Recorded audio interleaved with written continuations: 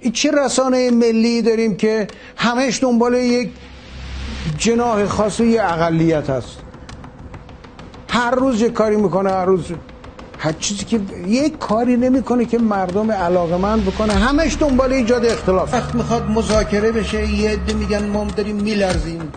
خب جهنم برید. ترسوها بزدل سیاسی هن. یه عده معدود که از جای معدود تغذیه میشن هراسان زندگی میکنند و چون خود اعتماد به نفس ندارند دیگران را همین چنین میبینند بخوانند و ببینند. ترسوها یه عده کم سواد که مصالح کشور را نمیفهمند و درک نمی کنند در دوران حجر می اندیشند و فکر می کنند. ای خدا عقل سالم بده. و قبول ندارن اخلاق اسلام رو و اسلامی که انما بعثت لاتمم مکارم الاخلاقی که پیغمبر فرمود قبول ندارن. میگن پیغمبر اومد حکومت بکنه، اصلش حکومت، بقیهش که چیزی نیست.